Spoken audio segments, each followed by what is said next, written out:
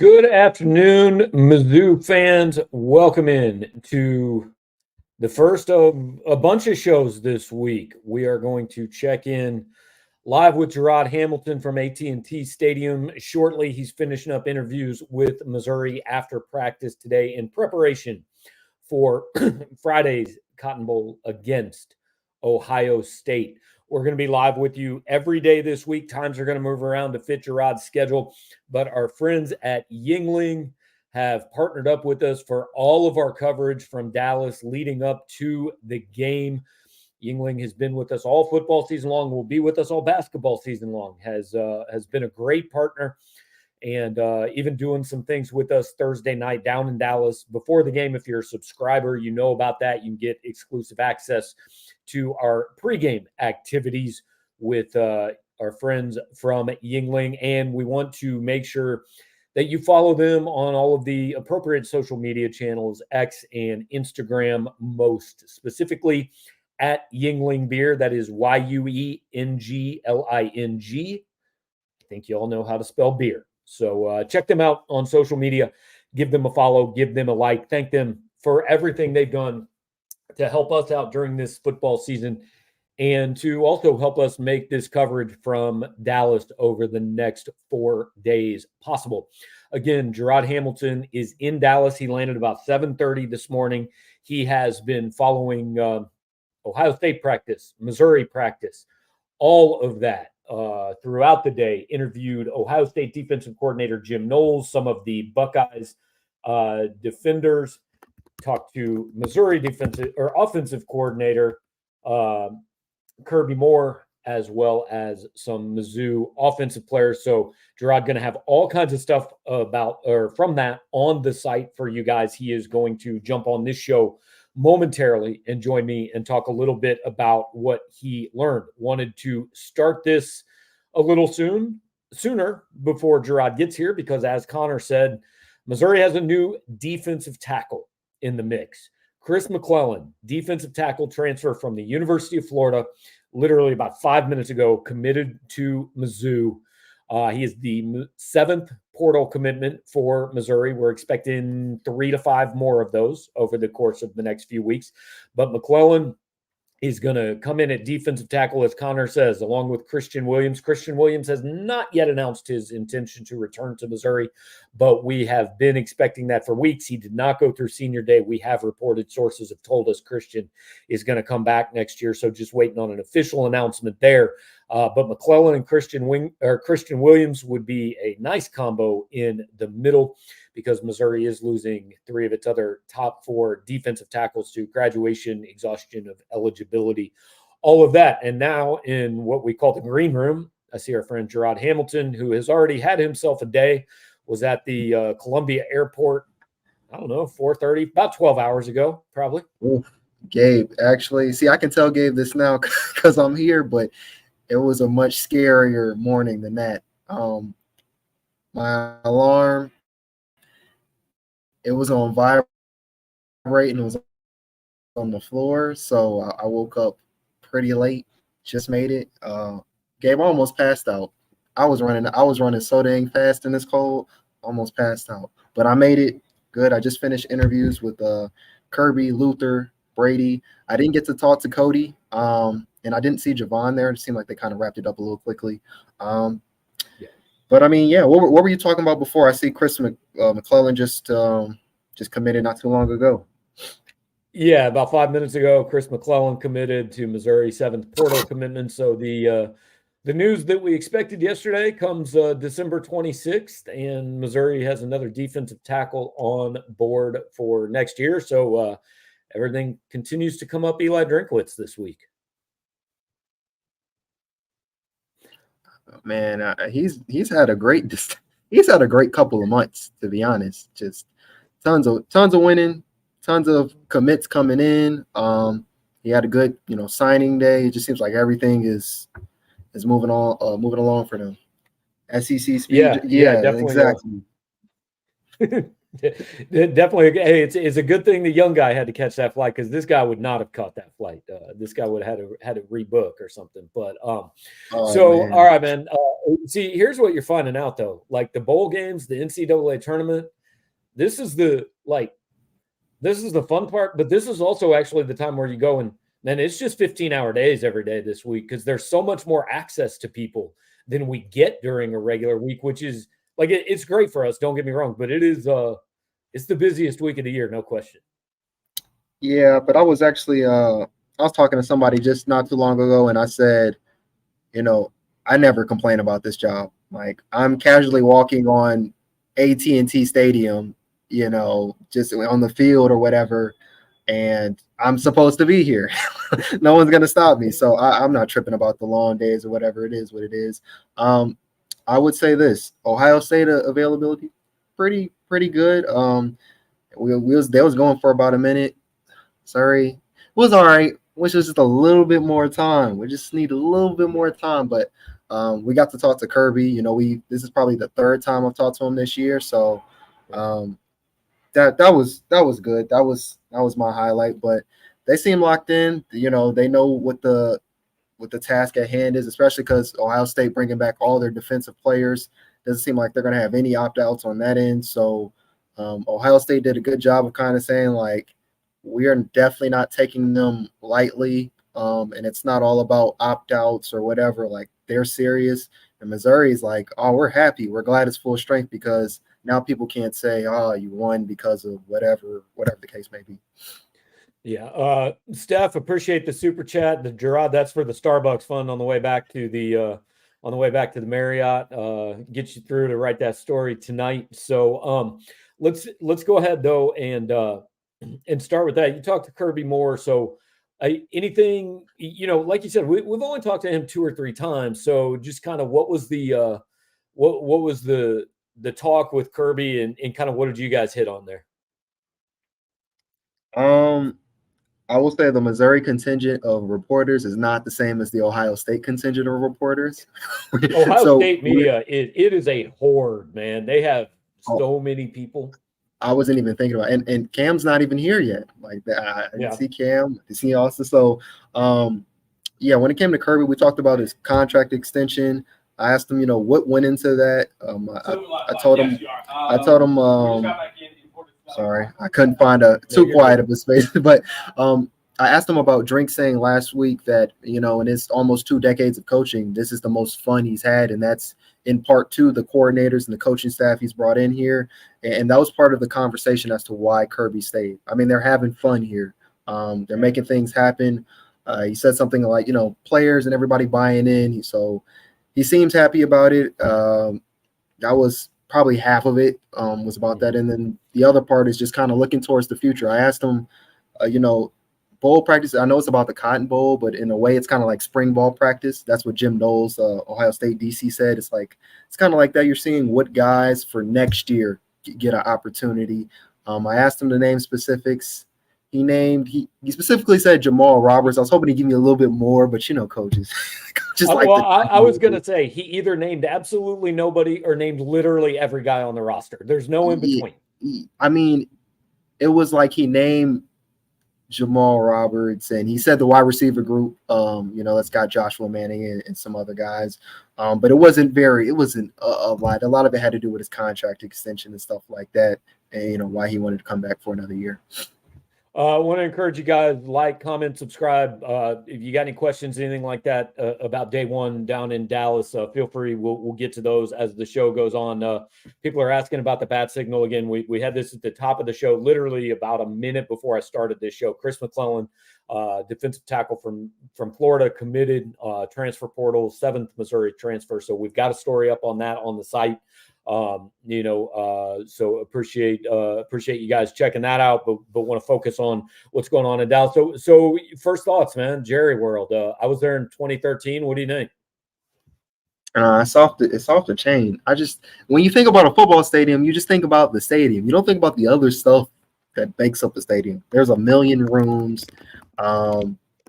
Obviously the huge TV board and stuff is what everybody sees, but it would be very easy to get lost in this place. But I don't know. You just kind of find yourself, or at least I do, find myself like marveling at all the pictures and stuff they've got of quote unquote America's team. It's a cool place to be.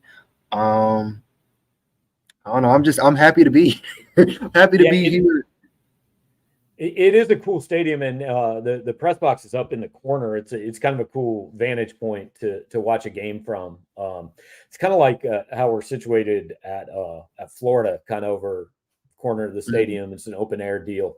It's a pretty good place to watch a game. So Ohio State defensive coordinator Jim Knowles talked today. A few of their standouts. I know Jack Sawyer talked. The defensive tackle, who I just called JTT because I can't pronounce his name, talked. Any big takeaways from what Ohio State said, other than the fact that at least on that side of the football, we expect everybody to play? Mm, a lot of it. I'm not going to say a lot of it, but they said something about Cook, Schrader, and Burden. I asked about when there's a receiver, when there's a superstar receiver and a superstar running back, how does that complicate things for a defensive coordinator? Because there's only so much help you can put on one player, and you can't do that every play. You'll obviously leave yourself exposed. Coach Knowles gave kind of a good answer there. Like, you kind of got to pick your poison on each play and be careful when you decide to, go for that haymaker or, be aggressive in such and such situation, whether that's doubling the receiver or, maybe you're putting extra people in the box for Schrader or whatever the case may be. Things like that. Luther's yards after catch ability that was a hot topic. It felt like everybody had an answer or kind of like a comment about how they've got to stop him. And that's not just the secondary, but Steel Chambers said something like there's going to be 11 men on the field. It's going to take 11 guys to stop him. Jack Sawyer said, as a defensive lineman, how that affects them is they've got to be ready for those bubble screens, those things like that, because he breaks one tackle. If they don't tackle him, he has a better chance to go against the linebackers and the secondary players because, he's got speed, but he's also elusive or can run through people. So he's like, they've got to pay attention on top of that. And he didn't say this, but I kind of gathered if Luther's getting the ball quick, that affects their pass rush because they got to be there just that much more quick if it's bubble screens and things like that. So there was a big thing on Luther as far as Schrader. Knowles was talking about how, downhill runner, he's a great runner. Again, they've got to capitalize and make sure they're hitting their gaps. And when they hit their gaps, they've got to hit him because they don't hit him. His low center of gravity, he can bounce off of anybody. And I think he said at some point kind of like his speed it's one of those things where on tape, maybe it's not blazing, but that game speed is something different. So they've got to be aware of that. They know he can break one at any time. And yeah, it's just about being disciplined and not, overshooting anything when it comes to Cody. So what do we think about Ohio State's defense? So I mean, look, they've got pros, like they've got good players. There's no question. But I looked up this stat earlier today.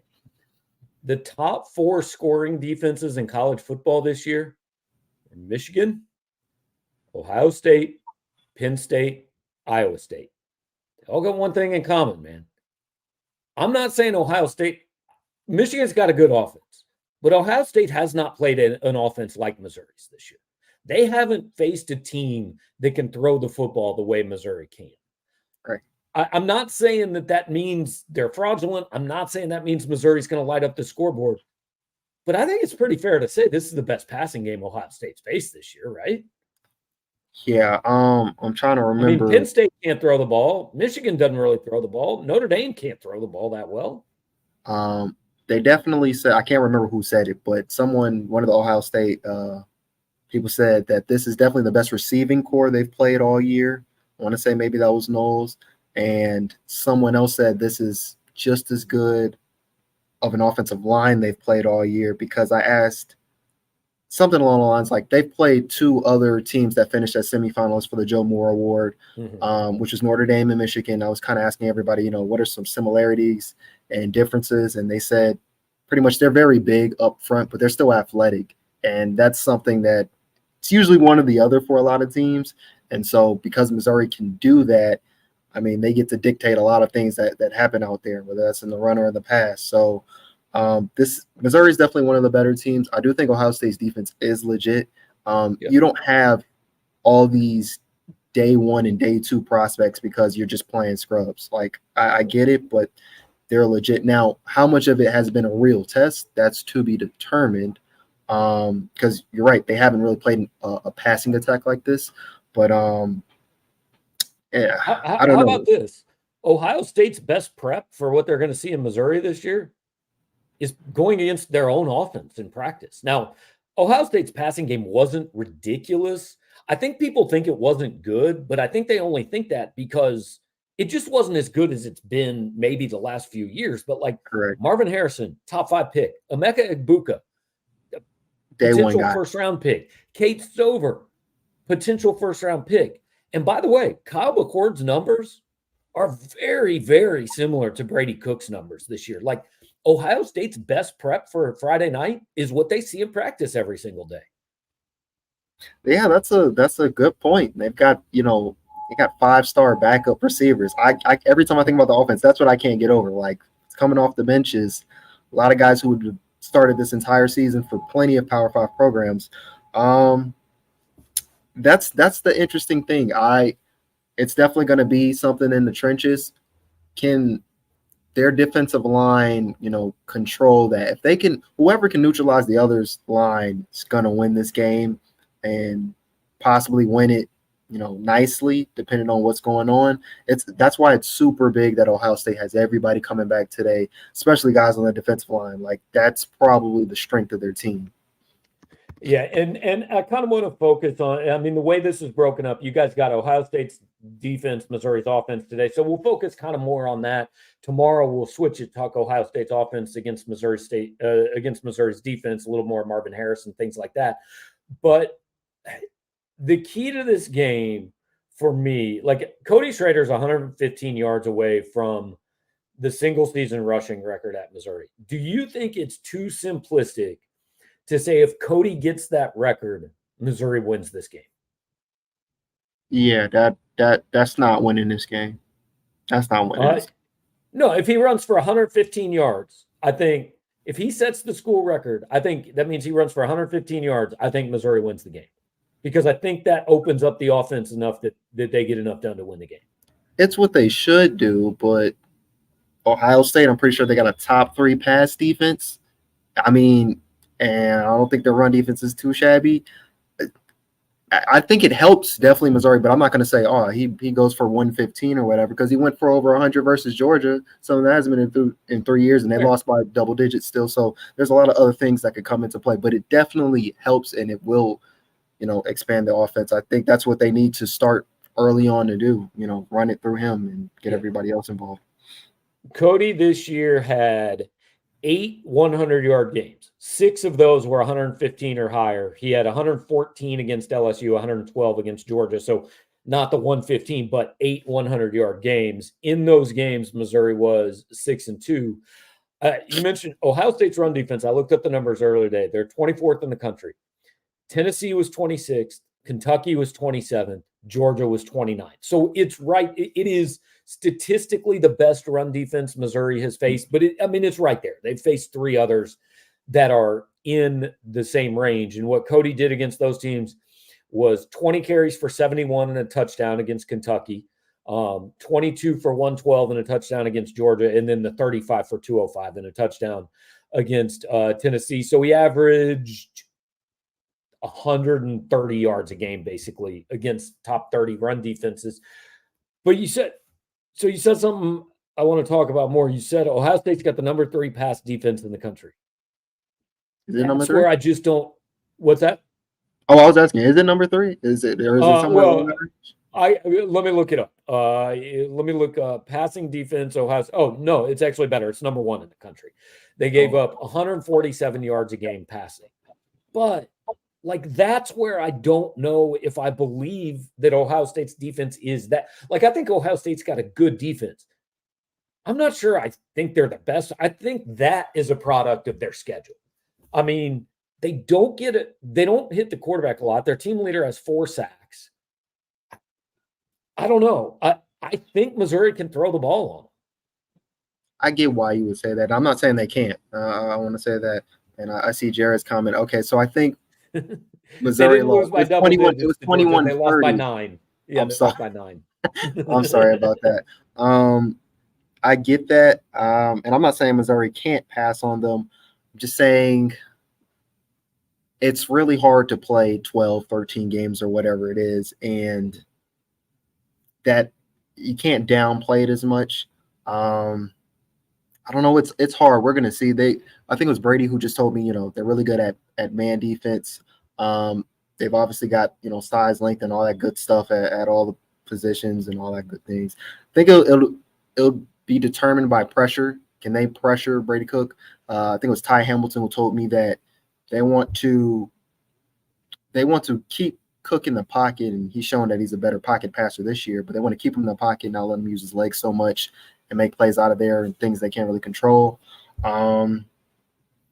It's still be determined. I don't know yet.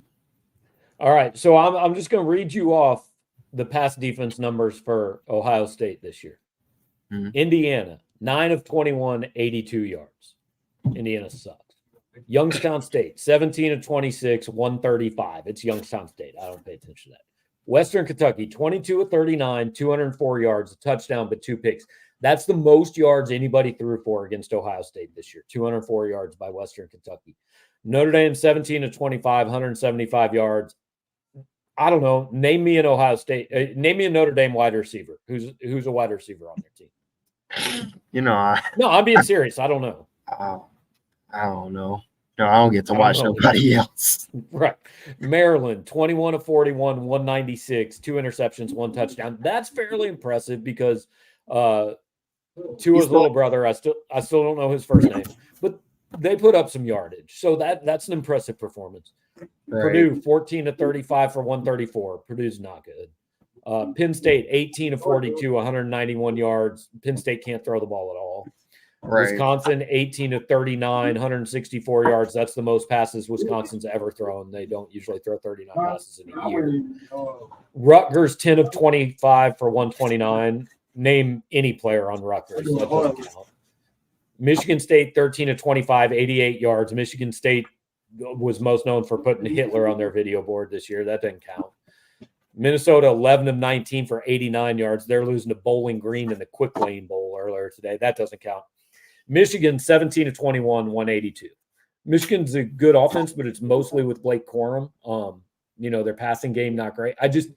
I'm not saying that Missouri's going to go light them up. I think Missouri throws for more yards in this game than anybody has thrown for against Ohio State this year. 205 yards. Over under 205 yards for Brady. Yeah, I agree. I'm just in my mind. I'm just saying they're not going to just pass all over them like they're nothing. Yeah, they're not going to hang 50 on them or anything. I also think I can meet you in the middle. I do think they'll get over 205 passing yards, but I don't know if it's going to be it's not going to be like how they had versus Vanderbilt or some of these other teams, just because Ohio State's schedule wasn't, an SEC schedule, so to speak. I just don't think the Big Ten and the forward pass go together. But this is the impressive number for Ohio State's pass defense. Yards per attempt. 3.9, 5.2, 5.2, 7.0, 4.8, 3.8, 4.5, 4.2, 5.2, 3.5, 4.7. Michigan, the only team to average more than 7 yards per pass attempt against Ohio State this year. They averaged 8.7. If anything over 7 is pretty decent. But Ohio State was holding teams to 4.5 yards per passing attempt. Brady Cook averages 4.5 yards an attempt. Missouri in trouble in this game. Yeah, that's not going to do it. No. So in the same sense, so you're asking for Cody Schrader. He's got to get over a buck 15, and they're going to have to be able to pass for over 205 yards. That's not impossible, but it's hard for me to imagine Ohio State giving up both of those things in the same game. Like, I can't see them get run all over and get passed all over. Like, something. Don't you think something's gonna have to give at some point? I know what you're saying, but I don't think those numbers are getting run all over. Like 205 yards that's not getting thrown all over. That's just like a competent Division I offense. Yeah. No, yeah, I'm not saying that. I'm just saying more so. I'm generally speaking, not 205 specifically, but Cody's gonna have to get a buck 15 which that's going to be kind of tough. And then Brady Cook and the offense is going to have to be able to play well and not, have any giveaways. Good thing is Ohio State is one of the bottom 15 in the country in takeaways. I think they got 11. So they're not doing too much in that regard. But like Drink said earlier in the week or last week, he said something like they don't allow teams to get in the red zone often either. So Missouri's going to have to find a way to put up points.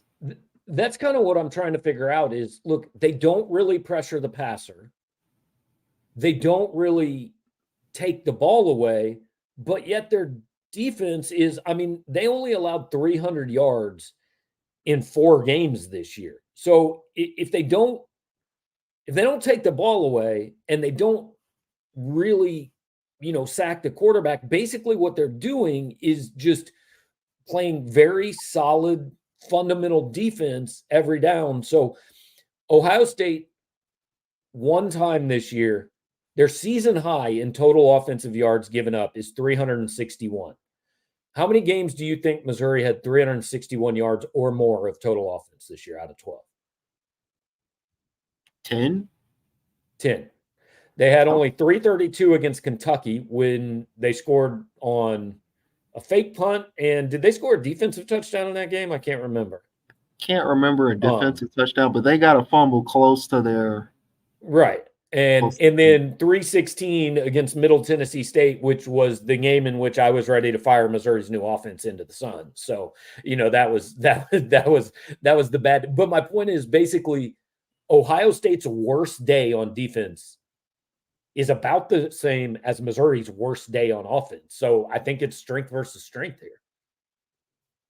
Yeah. That was with my preview. When did that come out? Sometime this weekend it came out. That's the strength versus strength. Somebody I see, Stewart, he's got one that could be something. He says the Buckeyes defense has been able to mail it in most of the year, and which makes me think, for a game like this, how much different is it? Kind of similar to what you're saying. If Missouri's typical game is what they're best at or whatever, I wonder how that works. But also, do they have anything up their sleeves or something like that? Or, what new things do they pull out or whatever? That's going to be kind of the tricky part about this. Right. And what flips every game on offense? Do you hang on to the football? I just watched an NFL team win a game in which it had 150 total yards because other team doesn't know how to hang on to the football. So, that kind of changes things. But I don't know. The more I look at this, I'm interested to see what Brady Cook and Cody Schrader and company can do.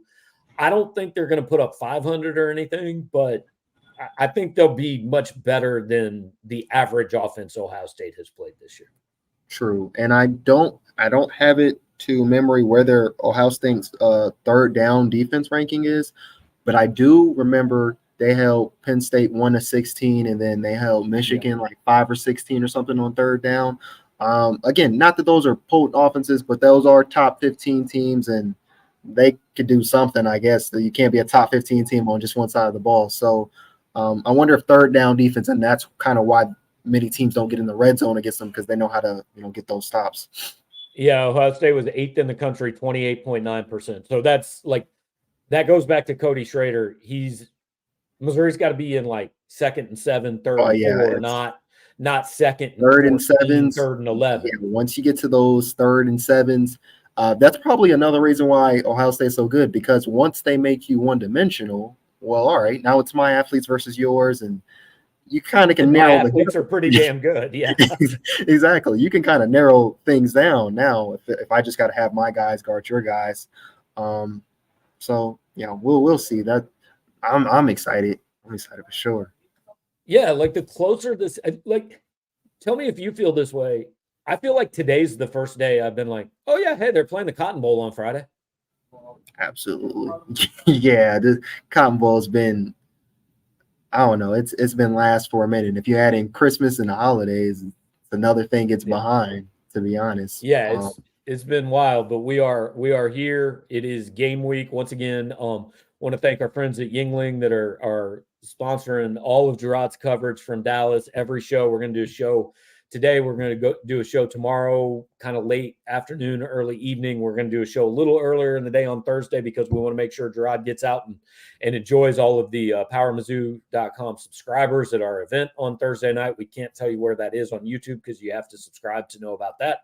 And then Friday night, we'll have a post-game show, all that sponsored by our friends at Yuengling. Follow them on Yuengling Beer on X and on Instagram.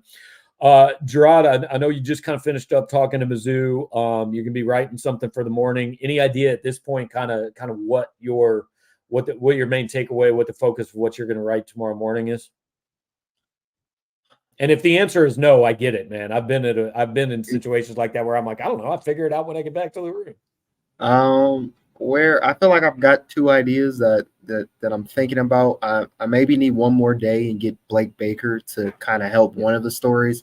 But maybe something short on Luther, because what I gathered from just talking to the Ohio State team is just the focus is him. Like everything else, it's Luther, and you would think it's Cody. And this was kind of the same thing last year with Dominic Lovett. You'd think it's Dominic Lovett. Every time I get on the SEC teleconference, it's teams talking about Luther, and it's only going to keep happening more and more. So just kind of about basically, I mean, this team was already kind of his team, but next year without Cody, I mean, Heisman campaigns it starts immediately. So he's got everybody's attention, and that's going to be the key for them. So let's kind of wrap it like this, because I know you're going to have a shuttle to catch, and I don't want to make you miss that. If let's say that Missouri's offensive MVP is not Cody Schrader and is not Luther Burden, who's a guy we're not talking about here who can win this game for Missouri offensively? Or is there one? Does it have to be one of those? It's going to be Brady Cook if it's not one of those two. And to be honest, unless Luther would have like a crazy day, to me it feels like ideal rankings is probably going to be Schrader, Cook, Burden. Yeah, that's probably how it's gonna end up being. I also want to address real quick, because I see the comments going crazy. To be honest, if I was to pick this game today, I think Missouri's going to win. Yeah. I'm just saying, I'm not the guy who's just like, oh, Missouri's going to win and blah blah. Ohio State doesn't care. I have to do my homework on the other team, see what they've got cooking, and how naive would it be if I let you guys just think y'all are going to run over a top 10 team just because Marvin's not playing? Because remember the last time, there's been a few times y'all thought I should have let y'all just – it's MTSU, and they're going to destroy them. Remember that? I'm going to remember that forever. So I'm just doing my homework, y'all. That's all it is. Yeah. I think Brady Cook's legs could be – that's why I said he'd probably be second. Game. Yeah. Mm-hmm. Yeah. Absolutely. Completely off the radar, like not going to be the MVP, but a guy who I think could sneaky have a game, Brett Norfleet. I was thinking that. I don't know particularly how great Ohio State's linebackers are in coverage. I make sure everyone knows it. Okay. I hear you, Jerry. I hear you. But I don't know how great Ohio State's linebackers in coverage are. I'm going to just kind of look that up a little bit later to see what that's like. Because if he can find some openings, then, I mean, yeah, Brett Norfleet could have him a day. I don't know if it's 2 touchdowns in 11 seconds type of day. Right. It's fair. Able to put up some stats. And Theo Weiss. Tracy, that's a good – great. Yeah, that's a good one, actually. Outside threat, he's their what does he call it, 80-20 balls or something like that, and he's their best player in the red zone outside of Schrader when they need to move the ball and throw. And he's a guy that he's one of those guys that really makes it so. Look, you can't just double or triple team Luther. Like, he's not the only weapon in this passing game. It's kind of why I said about Norfleet too. Like, Norfleet's never going to be double covered in this offense. Nope. So hey, that kind of opens some things up for a guy. For sure. Another good point by Snoop. I mean, Theo's back home, man. That can matter sometimes, right? Oh, absolutely. He said he's played in the stadium a few times. It'd be a day. It'd be a day for him. So that, and also obviously there's Mookie Cooper's revenge game. Yeah. That I see somebody said we didn't get to talk to Mookie today. That would have been nice, but It is No, what it you is. ain't let him do that. Oh yeah. But Would like, have been. look, in all seriousness, I mean, goal number one is to win the game. But goal Mhm. number two for Kirby Moore, man, if he can dial up a Mookie Cooper red zone play, he's got to do it, doesn't he? You should. You should. I mean, if it's there, take it. I mean, also he hasn't had a touchdown since 21, I believe, 2021. Yeah. So I'd be big to get a touchdown versus his old team. Yeah. All right. Well, Jarod, I hope you don't have to sprint to the shuttle. You've already gotten your transportation nightmare out of the way today. I'm glad you did not tell me that this morning. I'm Oh, glad for you sure. waited till you were already there. I definitely thought about it, but I said I'll just wait to see what happens first. I'd have been like, yo, you break out that credit card and get you another flight to Dallas. And I No, don't I mean was. the one that says Power Mizzou on it. Oh no. To be honest, when I got on the flight and I actually got to sit down, I was already looking at the prices myself because I knew what it was going to be. So, don't worry. But I'm glad I have to go that route. Yeah, I can breathe. All right, we're good, man. Appreciate you. Everybody follow Jarod's work from down there. I'm back home in Columbia, anchoring stuff from here. We're gonna have shows for you every single day, but Jarod is doing the hard work this week, and he will have everything for you guys. Once again, follow our friends at Yuengling on social media at Yuengling Beer. YUENGLINGBEER. That's on X, on Instagram. You guys check them out and just make sure that they know, hey, you appreciate what they're doing and all the help they've provided us this year. Again, Thursday night in Dallas. We've got details posted on our message board. Yuengling and Power Mizzou teaming up with a big Mizzou alum, nice business down in North Texas for a Power Mizzou event on Thursday night. Jarod's going to have coverage all night tonight, all day tomorrow, more interviews tomorrow. We'll be back with you sometime around about the same time tomorrow afternoon when Jarod finishes up interviews at AT&T Stadium tomorrow. Appreciate all you guys joining us. Like, subscribe, share it with your friends. I'm going to put this up on a podcast. If you're listening there, leave us a nice review. Just do all the things that let more people know what we're doing. Hey, man, it's back at it day after Christmas. We're going to finish up the season strong here, as I know you guys all hope Missouri does. So thanks for checking in with us. We'll talk to you tomorrow.